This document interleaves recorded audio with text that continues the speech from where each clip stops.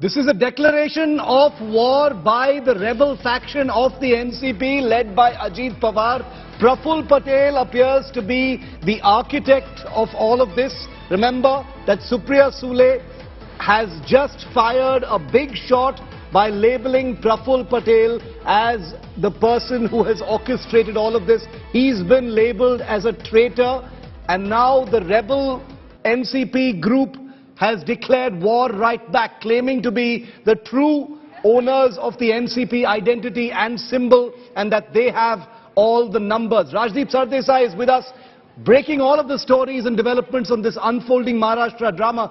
Rajdeep, what did you think of the Praful Patel Ajit Pawar press conference just now, where they've gone ahead and named Sunil Tatkare as the NCP Maharashtra president and said, we have the numbers, the symbol is ours?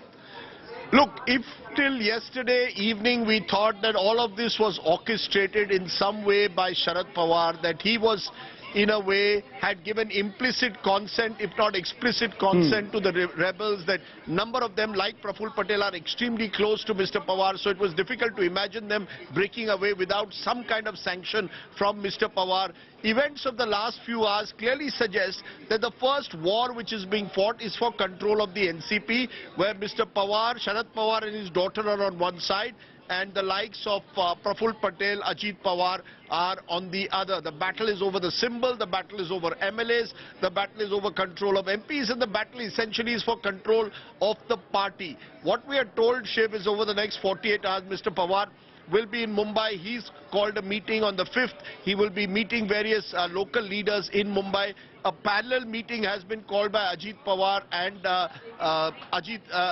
Praful Patel. The question is, out of the 54 MLAs of the NCP, how many really are with the Ajit Pawar faction? Now, the Ajit Pawar faction is claiming that they have the support of 90% of the MLAs.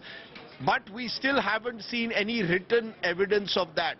At yesterday's swearing in, there were of course the 9 ministers, and there were reportedly another half a dozen MLAs who were present at the Raj Bhavan at the time. Now, we don't know how many eventually will join which side. So in the next 3 to 4 days, that's the battle that is being fought. With Ajit Pawar sacking Jayant Patil as the party president, effectively the rebel NCP is also suggesting that they will take on Mr. Pawar head on. And that in a way has surprised many of us, because we thought whatever else happens, this will not be much less acrimonious than what happened with Shiv Sena. I had spoken to Praful Patel even late last night, and he insisted we are not against Mr. Pawar, the individual. Now it appears, as your breaking news is suggesting, it's all-out war within the NCP. So if this is stage managed, then they are doing a very good job of managing, of creating this impression that they are at war with each other. But my sense is clearly the two sides are trying to ensure that they have the maximum MLAs. Mr. Pawar is hoping that Sharad Pawar is hoping that he can at least get 20-25 MLAs on his side, so it's not like what happened with Uddhav Thackeray, where 40 of the 53 MLAs eventually deserted him. Mr. Sharad Pawar is hoping that if he travels across Maharashtra, he will be able to ensure that at least a sizable section of the MLAs remain with him. You know, picking up on a point you just made, Rajdeep, which is that, the conciliatory kind of note, the respectful kind of tone that we'd heard all of these leaders use till yesterday when referring to Sharad Pawar, even though they didn't attack him directly, that appears to have evaporated overnight. Now it's a more warlike tone and tenor, at least at this press conference. It wasn't really defensive. They've gone on the offensive now. Would you see that? I know that, never say never in politics, but is this like a line in the sand in some ways as far as the NCP is concerned? It'll never go back to the old ways, that, it's reached a point of no return for this rebel faction? Well, the one thing I will say, Shiv, I haven't heard as yet at least Praful Patel or Ajit Pawar directly targeting Sharad Pawar, the individual. That's the difference between Eknath Shinde when he targeted Uddhav and Aditya Thackeray. We haven't seen them name Supriya Sule and Sharad Pawar by name. So there is a certain Lakshman Rekha that has been drawn. Even Mr. Pawar hasn't directly attacked Ajit Pawar by name.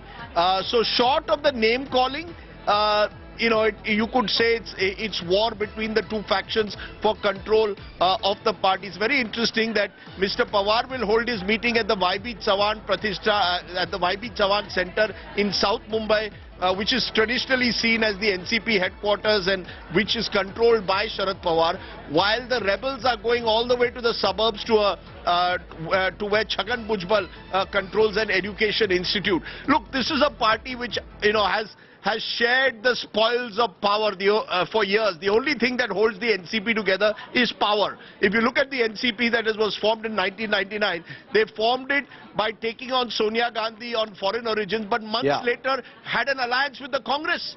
Post-poll alliance to form a government, and they've only been out of power basically between 2014 and 19, and then in the last 1 year. So of the last 24 years in Maharashtra politics, there are only 6 years where the NCP, which has never been the #1 party of Maharashtra, has actually been in power for 16 or 17 of the years. The glue that binds the Pawars together is power.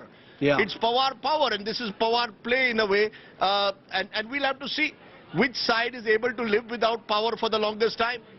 You heard Sahil Joshi also joins us, but one final question to you, Rajdeep, before I let you go, because I know you're going to get on the phone and speak to your sources as well about this unfolding story, is, you heard in this press conference Ajit Pawar invoke, the Prime Minister's name under the, Modi ji ke netritva mein. He used that word a few times. Do you see significance there? Because, there's a lot of chatter over how there has been no formal tweet or, note of welcome from either Narendra Modi or Amit Shah. What do you make of that? Ajit Pawar invoking Modi multiple times in this press conference. Very good point, Shiv.